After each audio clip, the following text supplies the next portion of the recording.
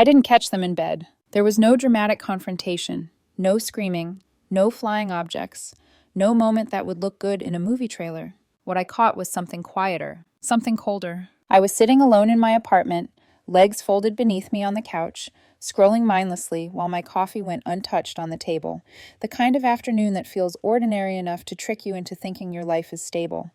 I remember the sunlight slanting in through the window, dust floating lazily in the air. Peaceful, domestic, safe. That illusion lasted exactly 3 seconds. My boyfriend had left his laptop open on the kitchen counter when he went out to grab coffee.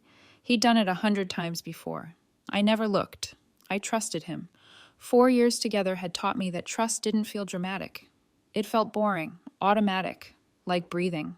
Then a message popped up. Just the preview, just one line. Can't wait to finally have you to myself tonight. My stomach dropped so hard I thought I might throw up. I stared at the screen, waiting for my brain to tell me I'd misunderstood, that it was a joke, a work thing, a wrong name, anything. It didn't. My hands started shaking as I stood up.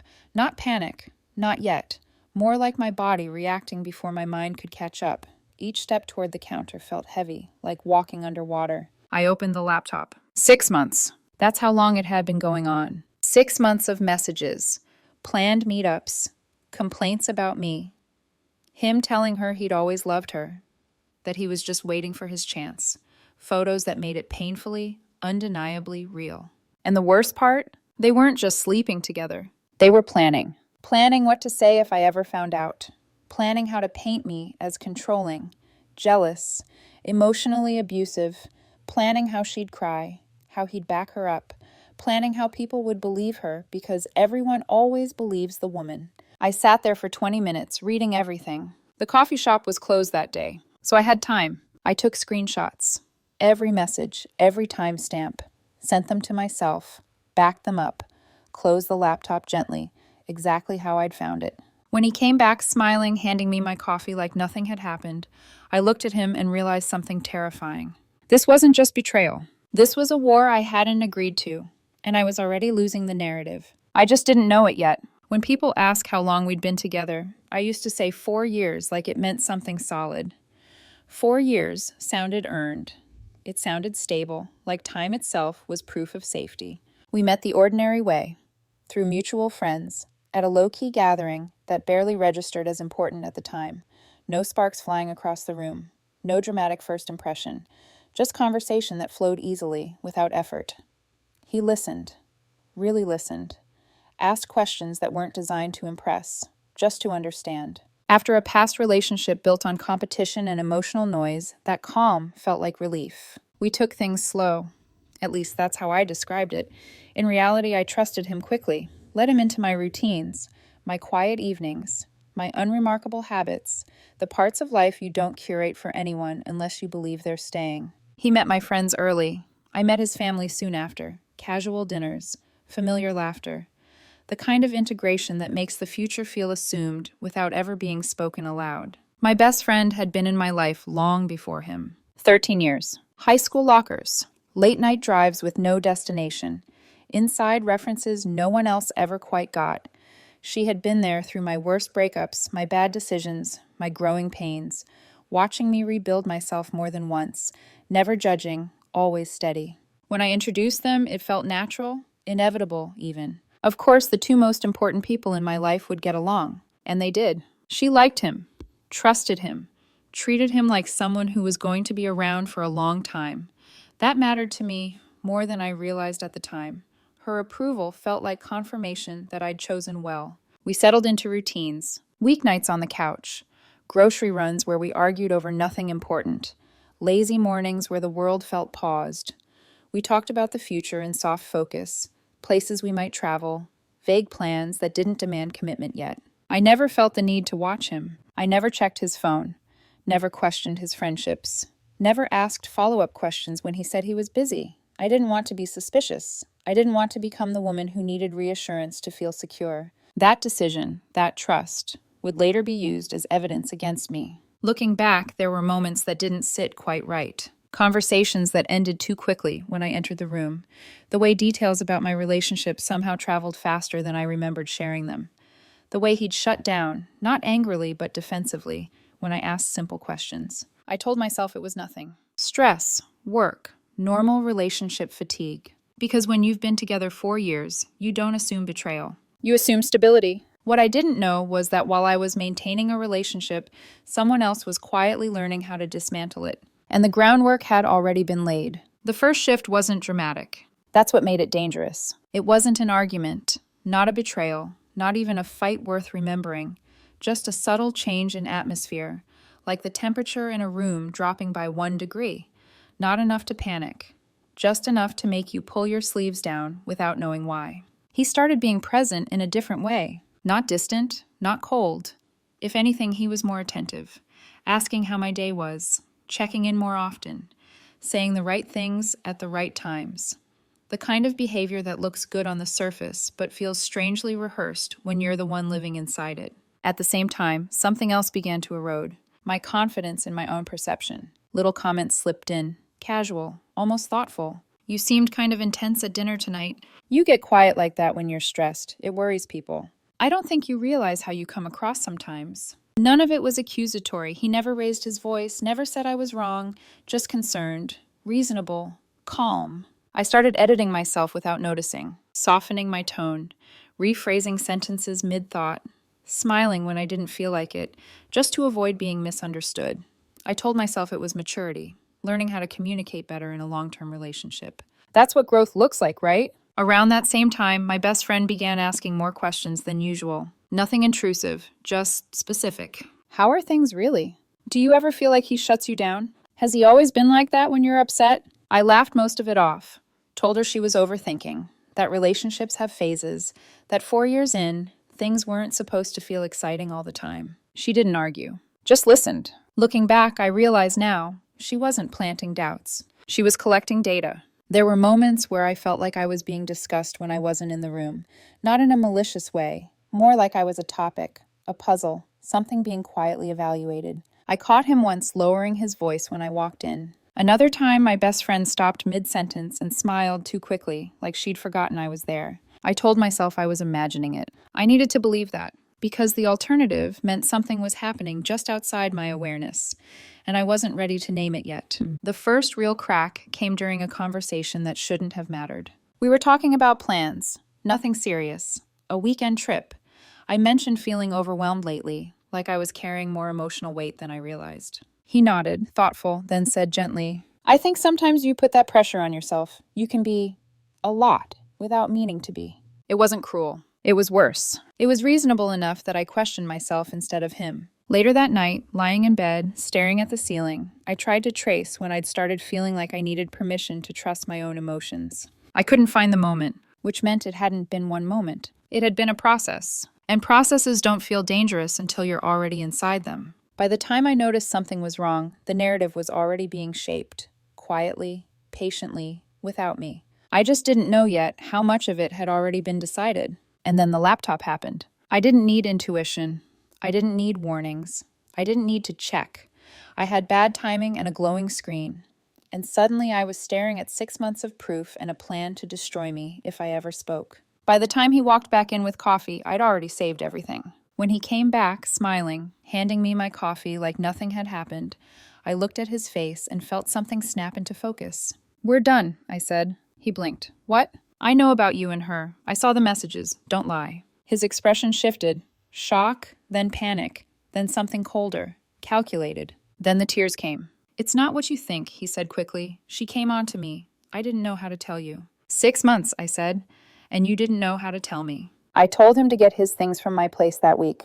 Nothing dramatic, no raised voice, just finality. I boxed up everything of his that same night, set it by the door, texted him once to pick it up whenever. Then I called my best friend. We're done, I said. I know about you two. Silence. Then, I can explain. No, I said, we're done. I blocked them both everywhere. I thought that was the end. I didn't realize it was just the opening move. The quiet afterward wasn't peaceful. It felt staged, like everyone was waiting for the next line in a script I hadn't been given. I blocked them both everywhere. Phone, social media, email, every possible doorway back into my life, closed without ceremony.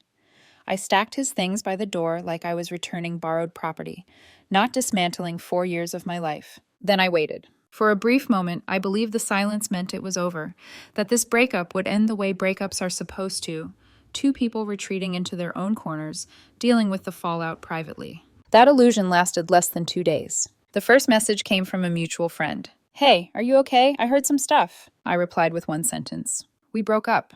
That was it. No explanation, no defense, no emotional footnotes. I assumed, naively, that the truth didn't need promotion. The messages didn't stop. One friend wrote first. "He's saying you were really controlling." Another followed later. "He says you made him feel trapped for years." Then the one that made my chest go hollow. "He says you were emotionally abusive." I stared at my phone, trying to understand how a breakup had turned into a character assassination without me ever opening my mouth. I kept my responses short. "That's not true. We broke up. I'm not getting into it." But the narrative didn't slow down. It spread. Friends stopped replying. Group chats went quiet when I typed. A camping trip we'd been planning for months suddenly wasn't happening anymore. One friend didn't soften it at all. "If what he's saying is true, I can't be around you." I didn't argue. I didn't send screenshots. I didn't try to win anyone back in real time. I documented everything instead. Every message, every rumor passed along. Concernedly. Every shift in tone. I saved it all, the same way I'd saved the affair evidence. Because I understood something instinctively, even if I couldn't fully articulate it yet. If he'd just cheated, he'd be the villain. But if he positioned himself as a victim, then the affair became an escape. Then he became brave, and I became the explanation everyone needed. My phone rang one night. My younger brother. "Hey," he said carefully. "He's been talking to people, and his mom called Mom." That's when it stopped being abstract. Later that evening, my mother called me herself. She was crying, asking if I'd hurt him, asking if I'd been controlling, asking if there was something she needed to know. I told her no, that it wasn't true, that I had proof, that there was more to the story. But even as I spoke, I could hear the hesitation in her voice. The doubt. That hurt more than the breakup ever did. A few days later, I saw him in public. My regular coffee spot. He was there with friends, looking devastated, fragile in a way that invited protection. When I walked in, conversations dipped. Eyes followed me. Someone muttered, "abuser," just loud enough for me to hear. I ordered my coffee. I left. Online, he was playing his role perfectly. Vague posts about surviving toxic relationships, about finding the courage to leave, about real men finally choosing peace. No names, no details, just implication, enough to let everyone connect the dots for him. People praised him, called him brave, said they'd always sensed something was off about me. I watched it happen without responding, because lies like that require confidence, and confidence makes people careless. They were building something tall, and I was letting them. By the third week, it wasn't just social anymore. It was structural. Friendships cracking was one thing. I could survive awkward silences, canceled plans, the slow erosion of trust. What I hadn't prepared for was how quickly a lie could crawl into places it didn't belong, places that affected my actual life. Work was the first warning. Not officially, not yet, just tension. My manager asked if I had a minute after a meeting, closed the door gently, sat down like he was choosing his words carefully. "I don't know what's going on in your personal life," he said, "but there have been some concerns raised. Nothing concrete, nothing we can act on, but it's circulating. Anonymous complaints, vague language, accusations without incidents, claims about my treatment of men, and emotional volatility. HR wanted to document, not discipline. But documentation has weight. It leaves residue. I told them the truth. He cheated. I left. Now he's reframing the story. "Do you have proof?" my manager asked quietly. "Yes," I said, "but I'm not sharing it yet." He nodded, uneasy. "You may want to," he said, "before this grows legs." It already had. Online, the narrative evolved. It wasn't just that he'd escaped. Now he'd found love. They went public. Couple photos, smiling captions, carefully worded posts about healing and choosing peace, about how sometimes the bravest thing a man can do is walk away from toxicity. The comments were worse than the posts. "So proud of you. You deserve someone who treats you right. I always knew something felt off about your ex." They were eating it up, and I was still silent. People asked why I wasn't defending myself. A coworker said it outright over lunch. "If it's not true, why don't you just show people?" Because timing matters. Because when emotions are high, facts get dismissed. Screenshots get called manipulation. Evidence becomes out of context. I wasn't going to hand them ammunition to spin. I needed them confident, comfortable. That confidence made him careless. The escalation reached my family next. My mother called again, voice shaking. His mom showed me messages, she said. Screenshots. About how you wouldn't let him see his friends. About how you'd get angry when he went out. I closed my eyes. They're fake, I said. I never sent those. She said they were just parts of conversations, my mom replied softly. Not full threads. Of course they weren't. Selective screenshots. Cropped timestamps. Manufactured context. Just enough to feel convincing if you wanted to believe. Mom, I said carefully, real conversations have continuity. Dates. Flow. Not fragments. She was quiet. I want to believe you, she said. That hurt, because it meant belief had become a choice. Then came the stalking by proxy. He started showing up where he knew I'd be. My regular coffee shop, a grocery store near my apartment, always surrounded by people, always looking fragile, always positioned so I looked like the aggressor just by existing near him. Oh, yes, I heard someone whisper. That's her? Another time, someone said abuser under their breath, like they were testing how it felt to say it out loud. I kept my head down. I kept documenting every fake message, every anonymous complaint, every public post, every inconsistency in timelines. I built a record, not for revenge, not for court, but for clarity. Because something else had become clear to me. This wasn't damage control. This was escalation by design. He wasn't just protecting himself. He was trying to destroy my credibility before I spoke. And the higher he climbed on that story, the more devastating the fall would be. I wasn't waiting anymore because I was scared. I was waiting because I needed one more thing. His own words, admitting it. The night everything almost broke me wasn't loud. There was no confrontation, no new accusation, no explosive message that finally pushed me over the edge. It was quiet. Too quiet. I was sitting alone in my apartment, lights off except for the glow from my laptop screen. The blog I'd started drafting was open in front of me. Half sentences, bullet points, links to screenshots I hadn't attached yet. A timeline I'd rewritten 3 times just because every version still felt unreal. I kept thinking, this can't be my life. I hadn't slept properly in weeks. My phone was always face down now, like it might accuse me if I looked at it. My chest felt tight in a way I couldn't stretch out. Even breathing felt deliberate, like I had to remind myself how. That night, my mom called again. She didn't cry this time. That was worse. Honey, she said softly, his mother called me again. I closed my eyes. She says your silence is another form of control, my mom continued.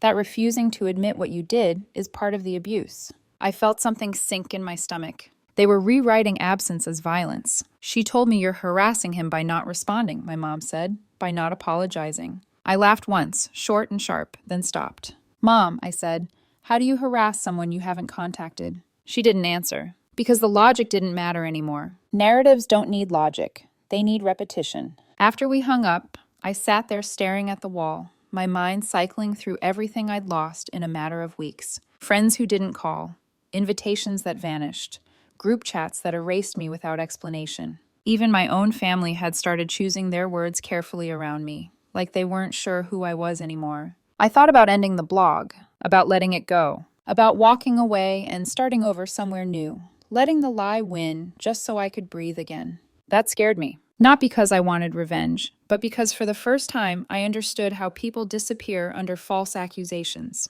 Not physically, socially, reputationally, emotionally. I opened my messages one last time that night. There was an email from an unfamiliar address. We need to talk. Short, neutral. No apology, no concern for the damage done. You humiliated me, it continued. My parents won't speak to me. If you'd just admit your part in this, we could fix it. Fix it. As if the truth were a negotiation. As if my silence had caused this. As if exposing lies were cruelty. I didn't reply. I shut the laptop. And for the first time since everything began, I cried. Not for him, not for the relationship, but for the version of myself who believed being quiet would protect her. That night, something shifted. I stopped thinking about if I would speak. I started thinking about how. Because if I stayed silent much longer, the lie wouldn't just define the past. It would define me. The turning point didn't arrive with courage. It arrived with disgust. Not the explosive kind. The quiet, clarifying kind that settles in your chest and refuses to move. The kind that makes something obvious after weeks of confusion. I wasn't protecting anyone by staying silent. I was enabling them. The final piece came from someone I never expected. An unfamiliar name popped up in my inbox. At first, I assumed it was another accusation, another demand for an apology I didn't owe. I almost deleted it without reading. Instead, I opened it. "I don't know how to say this without sounding dramatic," it began. "But what he's doing is wrong, and I can't stay quiet anymore." She was someone I'd met a handful of times while we were together. Not a close friend, just adjacent, friendly, observant. She asked if we could meet for coffee. I almost said no. By then, trust felt like a liability. Every interaction carried risk. But something in the tone of her message didn't feel strategic. It felt heavy. We met in a neutral place, public, bright, safe. She didn't sit down right away, kept her bag on her lap, hands wrapped around her cup like she needed the heat. "He's been bragging," she said finally, "about how well the story worked." I didn't interrupt. "He told people exactly what to say," she continued. "How to phrase things so they'd sound believable, how to make you look unstable without ever naming you." My stomach dropped. She slid her phone across the table. Messages. Him laughing, gloating, talking about how easy it was to get people on his side, how confident he was that I'd never fight back because I was too calm and too proud to make a scene. Then she said the sentence that ended the waiting. "He asked me to lie." I looked up sharply. "He wanted me to say I'd seen you grab him at a party 2 years ago, that I'd been scared for him but too afraid to speak up." "That never happened," I said. "I know," she replied. "We weren't even at the same party." That was it. Not because it surprised me, but because it clarified everything. They weren't exaggerating anymore. They were manufacturing reality. Witnesses, events, history. After we parted, I walked home slowly, every step grounding me in something solid for the first time in weeks. That night, I created a new account. Anonymous, neutral, no photos, no history. I found a support page he'd been commenting on. Stories about surviving emotional abuse. I followed the thread quietly, then replied once. Carefully, sympathetically. "Your story resonates with me," I wrote. "How did you finally find the courage to leave?" His response came quickly. Too quickly. "Honestly, I didn't leave right away," he wrote. "I was already seeing someone else who showed me what real love looked like. When she found out, I knew she'd try to flip it on me, so I controlled the narrative first. You have to be strategic with people like that." I stared at the screen, pulse loud in my ears. There it was, in his own words. Not framed, not interpreted, not emotional. Strategic. I took screenshots, backed them up, closed the app. That night I slept. For the first time in weeks, I knew exactly what came next. I didn't post immediately. That surprised people later. They assumed the moment I had proof, I'd rush to expose him, that I'd unload everything in a burst of anger and call it justice. But anger wasn't what drove me anymore. Precision did. I spent days organizing everything. Not emotionally, structurally. I laid out the timeline from the beginning. Our relationship, the discovery, the breakup, the smear campaign. Each accusation paired with evidence that quietly dismantled it. Screenshots with metadata, dates aligned, messages shown in full context, not fragments. The exchange where he admitted, plainly, that he'd cheated first and controlled the narrative. No commentary, no adjectives, no insults. Just facts. I built a simple blog. No personal branding, no dramatic title, just the truth.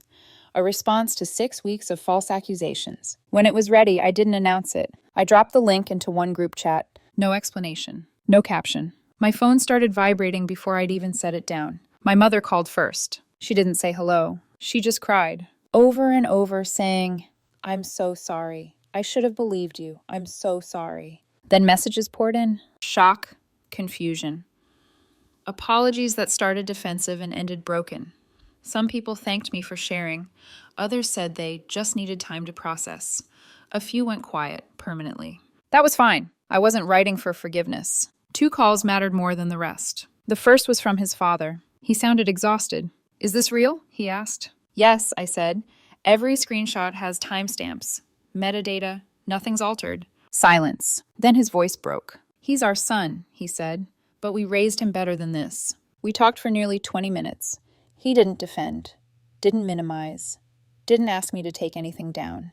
He just kept saying he didn't recognize the person his son had become. The second call came later that night. Someone tagged him in the blog. He tried denying it, claimed the messages were fake, that I'd manipulated them. So I posted the metadata. Message IDS, timestamps, verification. That's when everything collapsed. His girlfriend, the one he'd been cheating on alongside me, saw it. She posted publicly, tagged him, tagged his job, shared her own screenshots. He lost her. Then he lost his job. Morality clause. Apparently, lies have consequences when they're documented. He tried calling from blocked numbers, from new emails, from mutual contacts. Please, we can fix this. You ruined my life. I didn't respond. I didn't need to. He'd already done that himself. As for me, the fallout was quieter. Some friendships came back. Others didn't. A few apologies felt sincere. A few felt obligatory. I accepted the first kind and let the rest pass without response. HR closed the complaints. My manager apologized.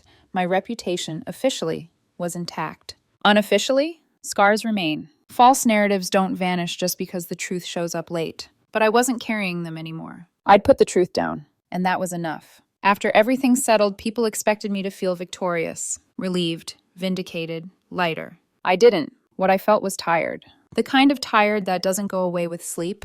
The kind that lives in your bones after you've spent weeks holding your breath. The truth had come out, yes. The lies had collapsed under their own weight. But damage doesn't reverse itself just because facts finally show up. Some friendships never came back. Even the apologies couldn't erase the weeks where people chose a story over a conversation, where they believed something terrible about me without ever asking if it was true. I understood how it happened.